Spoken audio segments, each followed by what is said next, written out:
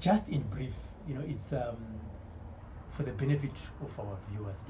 Who is the person that I'm talking to?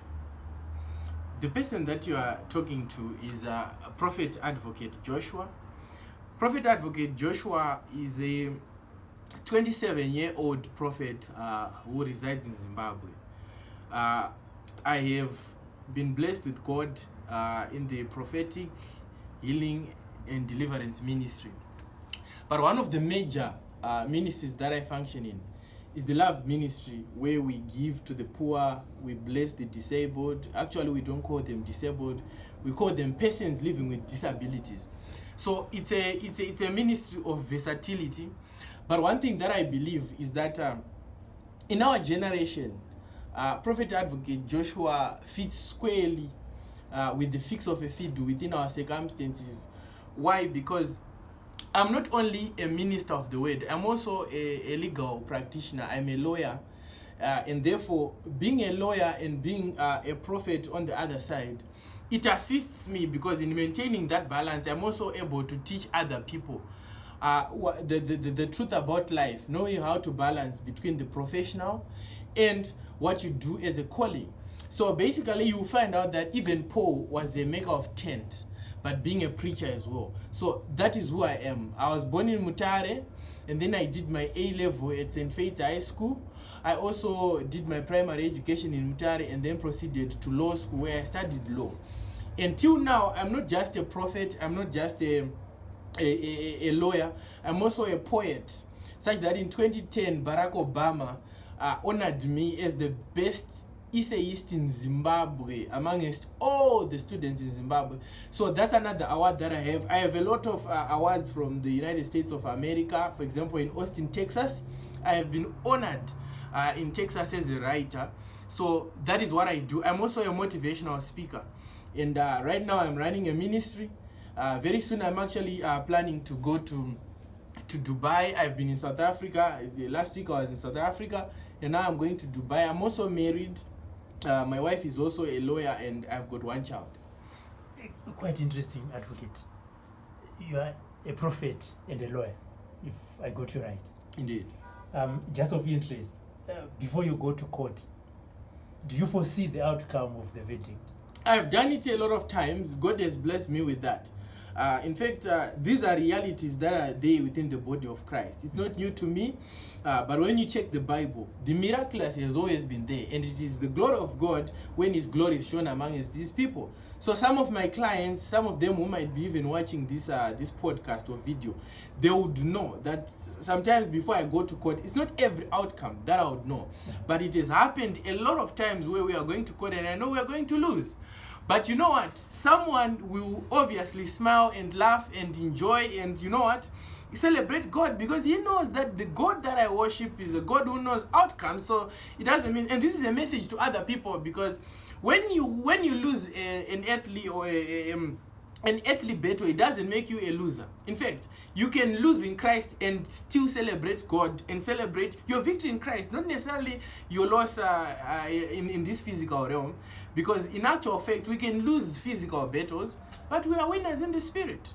Interesting. How did the calling come about? When was it?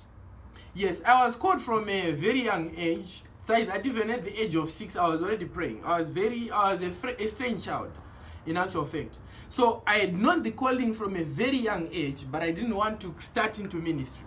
So I received my calling from many men of God, but I didn't want to start. But then the turning point, let me get to the turning point. In 2013, roundabout, 2014. In fact, not 2014, I'm missing this. Around 2008, that was when the turning point happened, because I saw a lot of visions regarding my calling. 2009, I saw other visions as well regarding my calling, because I was functioning in visions so many times. And then later on, I then had the opportunity to encounter a very senior and esteemed man of God who appeared in my vision and told me that you have been called into the prophetic, but you are not serious with it, so you have to begin. And when I saw that, it actually dawned upon my spirit that I didn't want to begin in ministry because I was blessed with the gift of intelligence in school. So I didn't want to start. I just wanted to be either a lawyer or a doctor. And that's when I then was actually fully convinced that I had to begin in ministry. And God started to use me in various ways. Back to your social life, how did you feel to be honored by Barack Obama? I felt very great. I felt very great. In fact, I had never wanted to become a celebrity, but then at that particular point in time, I became a celebrity by default, because I was in every newspaper in Zimbabwe. I was speaking live to the United States of America at a very young age. I was 19 when I was honored by Barack Obama. Yes, so it was in fact, it actually increased my self-esteem. I became a person who became too, let me say, overconfident, such that I was now believing that I can do anything. In fact, the honor by Barack Obama made me believe that nothing on earth is insurmountable. So if you believe in it, you can do it. If you can dream it, you can have it. If you can think about it or want it, then you deserve it. Now you are a lawyer and advocate. When you're growing up, besides law, what else did you want to do? Yes, I wanted to be a medical doctor at some point in time. I wanted to be a medical doctor. At some point in time, I envisioned myself as an engineer. But growing up, I also had this heart within me, which told me that there's something that I need to give through the world.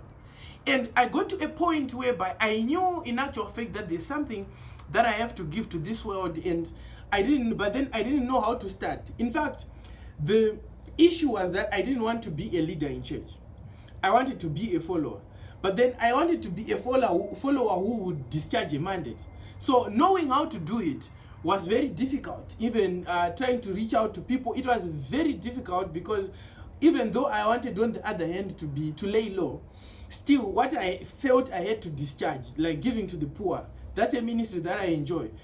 Being with those people who have been either forgotten, who have been rejected, those people who are in the deepest parts of what we call negative social circumstances. So I wanted to be around people who were suffering. Because of my background, I also needed to be around people who were crying. It's like I actually felt it within me that I had to wipe someone's tears, talk to someone, reach out to someone, help someone somewhere so that they can find their purpose in life. But because I was academically gifted, I didn't have too much time, extra time to try, or even I didn't have the motivation or people around me who would motivate me around something which would be extracurricular. Advocate, in the new millennium, we have seen a rise of young prophets in Zimbabwe. Can we say Zimbabwe, God is favoring Zimbabwe, or there might be any other reason that we as human beings might not know spiritually? It's a mixture of two things. We have genuine prophets, and then we have got fake prophets. Because the Bible promises that in the last days, many will rise in my name. So we can't take away the fact that the Bible promises that in the last days, and we are sure that these are the last days, looking at the signs and what is happening. So it's a mixture of two things. But then we can't also take away the fact that there are genuine prophets in our midst. And the fact that there are many is actually a good sign. It's actually a good sign for the body of Christ. It's actually a good addition to the body of Christ. Why? Because the Bible says that many have been called, few are chosen. So the many part have been called. The Bible says many have been called. So they have actually been called. Whether or not they are chosen or not is another issue. And then you have got another issue that then comes into play, where we are saying the many prophets that have arisen, they also assist the body of Christ, in that the Bible says that there are many laborers but few harvesters. So what there are many, the harvest is big, but then there are few laborers. So what we are saying in actual fact is that we need the harvesters, we need the laborers, because the harvest is very huge. So I don't see a problem in having many prophets as long as they are genuine. So my issue is that the body of Christ needs assistance in that regard. And God, there's a strong body of Christ. We need that to happen because we are in a prophetic age. So anything that is going to happen to try and block that prophetic age will be bulldozed by the prophetic itself. Why? Because the Bible actually says that in the last days your young men shall prophesy. Your young women shall dream dreams. Your old men are going to see visions. So we are in a prophetic age. So we can't do anything about it. The move of the prophetic has to happen. If the Bible is to be true, then the move of the prophetic is supposed to happen. It's a fulfillment of scripture. How then can one test a true and a false prophet? The Bible says that by their signs you shall know them. By their fruits you shall know them. You can only test whether or not this is a true man of God by the fruits. By the fruits we mean what emanates from their mouth. Are they talking about Jesus? If they are talking about Jesus, they are preaching Jesus, they are saying you need to be born again because the time is nigh, then that's the other sign that you can use. The other sign that you can use is by the way, manner of behavior. There is a certain character which is expected. The Bible actually records that there is a template which should be followed. If someone is to become a bishop, for example, he should have a certain character, and we find that character in the New Testament, where they are saying that you should be having one woman, for example, you should have one wife. Yes, that's another test, and this is actually specified in the Bible that, you know, so all these tests, if you are to glean on the Bible, you will find out a person who reads the Bible can never be led astray. Of interest, I have read that we have 97 prophecies for Zimbabwe. Indeed. I want to go to the number. Is it just a number that of the prophecies that are there, or there is some significance with 97? No. It's actually a number that the Lord has given to me. Okay. And I am giving these prophecies one by one. If you will notice right now, if you go on various social media platforms, you'll find out that I have actually started dispatching them. I think I'm now at number 3 or so, I don't remember. But then these prophecies actually have to get to 97. They are 97 and they are about our country, Zimbabwe.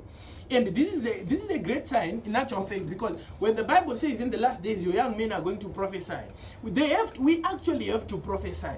The prophecies have to come because the Bible is true. It is a sure document which God has given unto his people. And now we are seeing the move. We are now seeing the testimony coming into life. That prophecy has to occur in our season. So, in actual fact, what happened is that we have been giving, it's not like these 97, they are the only prophecies that God has given us. You will notice that in our history, most of the political occurrences that have happened in Zimbabwe, we have given them. I have given them. In fact, if you look at last year, we actually said we are going to announce the election result. We announced how it was going to happen. And then we posted it on YouTube on the 30th of June, 2018, and the whole of Zimbabwe were saying, I know we received calls from all over the world saying, how do you give a prophecy before the election? What if it doesn't come to pass? But now we are introducing a new system which God has sanctioned, where a prophecy has to be given before time, not to say after it has come, we then say we said this in church. No. We give these prophecies before time. We upload them on all social media platforms so that people can download and ensure that they know that our God is not a God of guesswork. He's a God who knows. He's a God who sees. There's nothing new under the sun unto our God. So we have been empowered as a generation of power which knows the future before it comes. So as I even said and reiterate today, that God has taken us maybe 100-something years into the future to see these 97 prophecies, but they are not just about this year. They are about so many years. Some of them they are about for next year, so they are just being given, and then when they are fulfilled, we can then take it and say this is what happened. And almost I think 2 of the 4 or 5 that we have given now, they are actually being fulfilled. Okay, just maybe in brief, can you just share with us some of those that you've prophesied and come to pass? You've mentioned one about the election result. Yes. What are the others? Yes. I'll just reiterate the election result for 2018. We posted about it and we gave it in church. In fact, what we did is not just, if you will notice it, it's there on YouTube. You will notice that it is not just a prophecy. It's not an ordinary prophecy. This is a forensic prophecy which was given and posted before. And when you go to it, you will notice that it talks about the whole election. We are not just touching about the election result. No, it touched about the whole election. If you look at it, it was actually some sort of an election diagnostic of some sort, which was spiritual, which went to the root of the election itself. So that is it. Then, if you will notice, last year there were a lot of interviews that I was doing with several social media platforms regarding the deaths of Tsvangirai and Bennett. You will notice that last year, but when I gave a prophecy where I was talking about on the day that Roy Bennett died, in the morning I gave a prophecy and I said, I am seeing Bennett dying. And that is the day that he died, around 7 or 8. Yeah, in actual fact, what happened is that there was a plane crash in New Mexico. So that is another prophecy that I gave. It was fulfilled the day I gave it. And I also further mentioned that Tsvangirai would die within 3 months after Bennett had died. And that came to pass. And this then led to several interviews that were being done. I was interviewed in England concerning it, because what we do is that we give these prophecies before they happen, so that the people can prepare. And what we were saying in that prophecy is actually that we need to pray for Roy Bennett and Richard Morgan Tsvangirai so that they live. It's not that we delight in people's deaths. No, the prophetic mandate is also to give a warning unto the people so that they can pray about it. And then the other prophecy that I gave is about this one is the more popular one, the Robert Mugabe Uster, where I had given the prophecy on the all night of 2016. I gave the prophecy where I was saying that I'm seeing the president moving away from his position, being removed from his position. And then in the year 2017, before the takeover that occurred, I had actually mentioned it, that I saw stones being thrown at Robert Mugabe. And other people did not know until the day he was removed. So these are some of the prophecies. Back in 2010, 2011, at a very young age, I had given a prophecy about John Como, where I was saying, I'm seeing him die. And I was just seeing blood all over around him, and he was carrying buckets. And this prophecy was fulfilled. A lot of these prophecies. There's a time that I prophesied about Zimbabwe a lot of times, and all these prophecies, we always post them on social media, we always post them on YouTube so that the people can get ready for them. We will come back to the prophecies. There is a perception, whether religious or traditional, where someone can go somewhere and buy powers to prophesy. Indeed. Is it happening? What's your view on that? Yes, I have heard about it, and I have actually prayed for people who have been in such circumstances, delivering them from those demons. In fact, what happens is that even if you look at Acts chapter 16, there was a lady who was prophesying, but she was operating in the kingdom of divination. So it is possible for someone to go and take some powers from the water, take some powers somewhere from a certain country and begin to prophesy. But what is needed in our lives as Christians is not to take powers from somewhere else, otherwise God does not delight in that. But what is needed is whereby God actually deposits his word into a mouth of a prophet. You look at the book of Ezekiel chapter 2, where God says that I have placed my word within your mouth. I'm sending you to a rebellious people. God actually tells his prophet Ezekiel that the people that I'm sending you to, they don't listen. They don't listen. They are rebellious people, but I have placed my word within your mouth. Go and say it as it is. Go and say it without favor, without fear. So what we need to pray for is to say, may God open the eyes of the people and their ears so that they can hear God, to know whether or not this is a true prophet or this is a false prophet. Because we have instances whereby sangomas can appear in the form of a prophet. We have instances whereby a diviner can appear in the form of a prophet. Just because someone prophesies does not make them a prophet. Just because someone sees does does not make the Messiah. But what makes someone a genuine seer or a prophet is the word that emanates from their mouth. That's why I was saying that by their fruits you shall know them, says the Bible. Jesus says so. It says by their fruits. If somebody wants to lead you to Christ, the emphasis is on Christ and not the prophetic title. That's why myself, I don't mind if someone calls me Josh. I don't want to be called a prophet. It's not like something, it's not a title that I actually enjoy, because this is a title that came from the people. I want to be called by any title. If someone calls me by my first name, I don't mind it, because the emphasis is on the cross. It's not on the name of the title.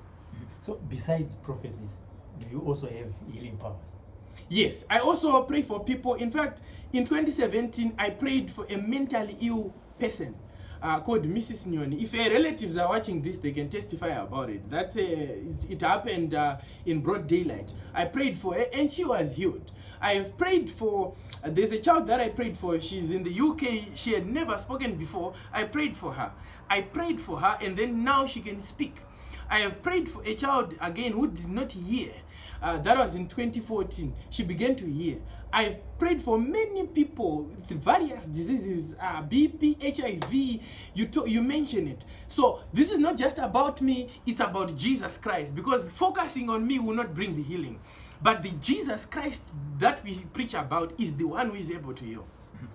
Back to the prophecies, which might be of interest to our viewers.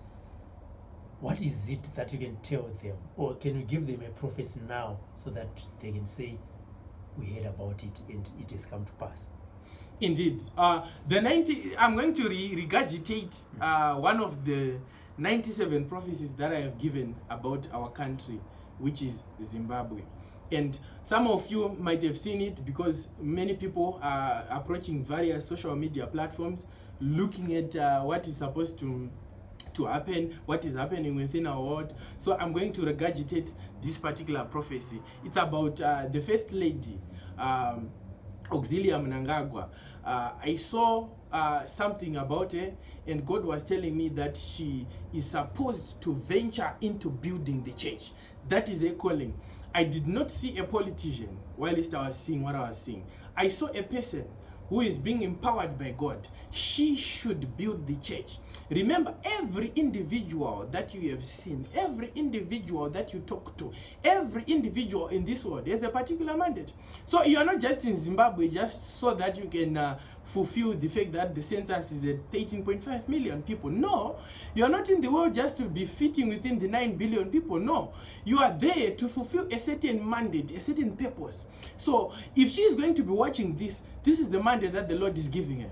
It is to build the church. It is to finance the church. That is her purpose. I do not see a politician. I see somebody who is supposed to be financing the gospel, building the church, to give to the poor. I know that she has done something along those lines, but I'm saying it is now time to take it to the next level, because that is her purpose. And remember, even as I said in the other prophecy that I gave, which I believe is now online, it is more dangerous to live without a purpose, than to do anything else that you can think about. Living without a purpose is like living without life. So that is the message that I'm giving. In fact, let me give the second one, which I know other people might have already seen on social media. The second one that I saw, it has to do with oil. I saw a certain place in Zimbabwe. There had been a discovery in our nation. I'm not talking about the oil that you know. No. This one is an oil sip. People who are well versed in geography, who are well versed in geography, we will know that they are what are called oil sips. This is different from the oil that has been spoken about and which was discovered in Zimbabwe. This is totally different. I'm talking about a huge oil sip. It exists in Zimbabwe. I saw it. Zimbabwe has an oil sip which is yet to be discovered. This is, by definition, an oil sip refers to water which oozes out of the earth, out of the earth's mass. It moves gently and goes to settle on top it usually happens in rocky areas, and then it settles there. And this is a discovery that I saw. I know that somebody in some year is going to be revisiting this prophecy and saying this was already spoken about. I'm not talking about that oil which was discovered at that time. No. That is not it. This is an oil sip. There is no oil sip which has been discovered in Zimbabwe right now. The oil that was discovered was not an oil sip. This one is an oil sip. And I'm imploring the body of Christ to pray about this. Because one thing that I have known, if you are going to trace the prophecies I'm giving, you will notice that I have even spoken about a huge gold deposit being established, being discovered in Harare. I know the place. And I have actually begun to talk about to the relevant authorities about this. There is a residential area which is sitting on top of gold deposits, which are very huge. So, as I am saying, I am imploring the church, the body of Christ, to pray for Zimbabwe, because the answer to Zimbabwe lies within Zimbabwe. We have plenty resources within Zimbabwe. So let us pray against corruption. Let us pray against people who might rise to try and take advantage of what God has already empowered the nation of Zimbabwe for. We want to pray and say, God, may you empower Zimbabwe in this time of economic constraints. May you bring a generation that rises in prayer and prays for our country, and pray that all the prophecies that are being given to do with our country, they happen in the time that they are supposed to happen. That is what I have to say about the prophecies. There are people that are watching right now. If they want to get in touch with Advocate or the Prophet, how will they go about it? Indeed, we have got various Facebook pages. If you go to Facebook, on Facebook, and say, just type Prophet Advocate Joshua, you actually see there are a lot of pages there. If you in other countries like Dubai, we have got numbers there. In fact, I'm actually going to Dubai in about 3 weeks. If you're in South Africa, we have got numbers there. I was actually in South Africa last week, and then I was actually engaging on one-on-ones in South Africa, and now I'll be engaging on one-on-ones in Dubai. So if you go to our Facebook pages, you'll find our Dubai contacts. Abu Dhabi, I'll be there. So you find our contacts. We are also on YouTube. We have a YouTube channel, Prophet Advocate Joshua YouTube channel. If you go to Twitter, we are also there with the same brand name. We actually have a website, www.prophetadvocatejoshua.org. We also have a Twitter page account. We also are there on Tumblr. So you can find us everywhere that you can try to find us. We are on various social media platforms. We actually have Periscope TV that we have, and we actually have a broadcast line that we have, that is 0.713.749. So you can contact us on that broadcast list, where you can send your prayer request from all over the world. Our broadcast list actually has got more than 10,000 people from all over the world that we run. So we can pray for you on that platform. Our one-on-ones, you don't pay for our one-on-ones, because we believe that freely given, we must give for free. So we have been given these gifts for free. We are supposed to give them to the world for free. So we are free to give. We are free to meet you. We are free to talk to you and pray for you. Actually, when I was in South Africa, I was engaging on one-on-ones for free. I was meeting various people. I meet a lot of people. Right now, we have people who are coming from England. They are here to see us. We pray for them. We deliver them. If there are demons troubling them, we pray for them. They want jobs, we pray for them. On social media, we go live as well, where we pray for people. And your physical address, if someone wants to attend your service on a Sunday.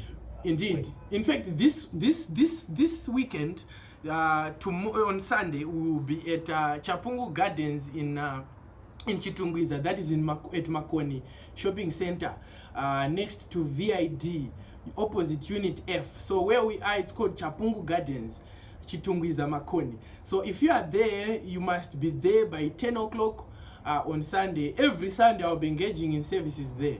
And by next week, we'll also be flighting our services that we'll be having in Harare, and we'll also send the physical location. As we round up, you mentioned something of interest, or one-on-one. You said people don't pay money for you to have one-on-one with them, which is very popular with other prophets, where you pay a certain amount for you to meet the prophet. Why is it you don't want people to pay? My belief is that the gift was never given to me upon payment. So we're never told to pay anything by God in order to begin to prophesy. So it then gives us the conclusion that the people, when God gives a gift, remember it's a gift. By definition, it's a gift. It's a gift. So it's supposed to be given. So we don't we disallow people to partner with our ministry.